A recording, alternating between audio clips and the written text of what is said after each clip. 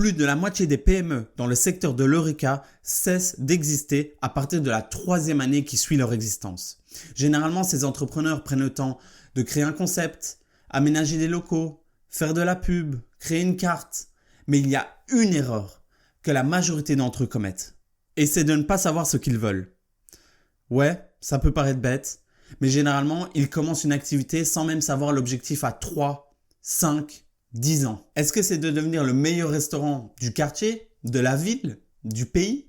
Est-ce que c'est d'automatiser tes process pour te dégager un maximum de temps pour profiter de la vie ou pour réinvestir ce temps en ouvrant d'autres restaurants? Auquel cas, est-ce que ce serait sous la forme de franchise comme McDonald's?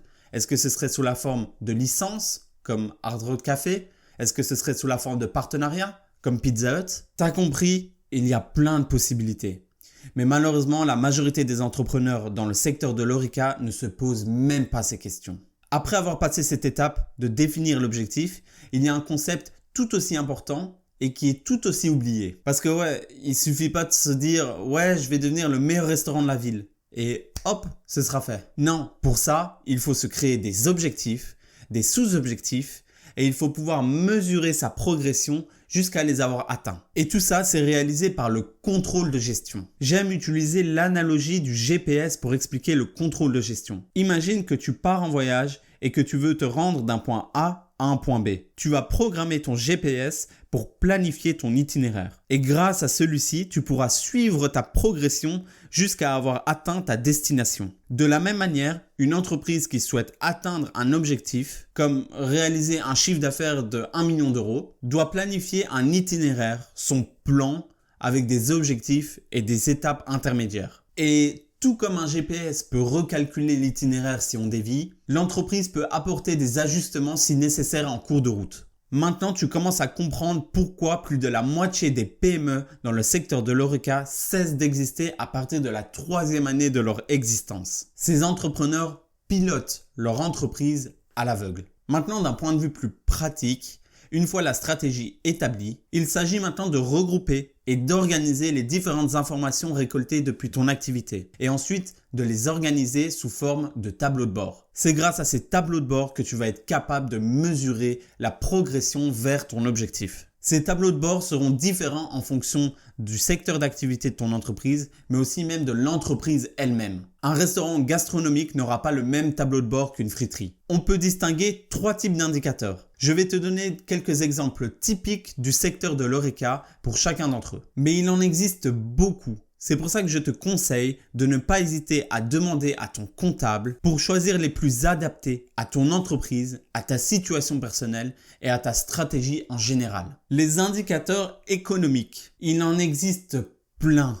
Mais d'après moi, dans le secteur de l'Horeca, l'un des plus importants est l'analyse des ventes. Tout simplement parce que souvent, la première préoccupation des dirigeants d'entreprise dans le secteur de l'Horeca, c'est leur chiffre d'affaires. Les informations à recueillir seraient déjà le chiffre d'affaires, le taux de fréquentation et le ticket moyen. Ces 3 informations peuvent mettre en lumière le comportement global des clients. Le suivi de la fréquentation permet de déterminer le profil de la semaine, la saisonnalité, les différents événements qui augmentent la fréquentation du restaurant. Pour peut-être, sur base de ce taux, créer des actions commerciales, comme Amazon qui organise un Black Friday proche des fêtes de fin d'année. De manière générale, analyser les ventes, c'est connaître les habitudes de ses clients.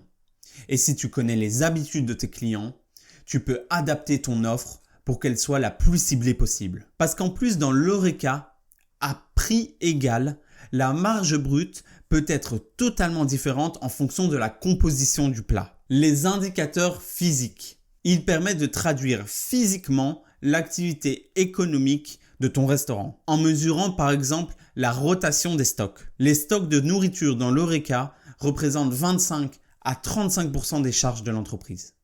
Donc c'est indispensable d'avoir un contrôle sur celle-ci. Comme autre indicateur physique, on pourrait aussi inclure le contrôle qualité, qui est très présent dans les chaînes de restaurants sous forme de franchise. Il y a le contrôle des commandes fournisseurs, le contrôle des délais de livraison et les contrôles en général pour s'assurer que toutes les procédures soient bien appliquées. Les indicateurs humains, ils mesurent la performance des salariés. On peut par exemple mesurer le moment où un client entre dans le restaurant et le moment où il a pris sa commande. De même, on peut mesurer le turnover des tables, c'est-à-dire en moyenne le temps d'occupation d'une table. Cet indicateur est important, puisque si le temps est trop faible, ça voudrait dire que le confort du client n'est pas ouf. En d'autres termes, le client ne s'y sent pas bien. Dans les heures de rush, lorsque l'établissement est complet, ça voudrait dire qu'on perd de l'argent. Bon, une fois tous ces indicateurs calculés, il est temps maintenant de créer un tableau de bord pour le dirigeant d'entreprise. Mais ça, ce sera pour plus tard.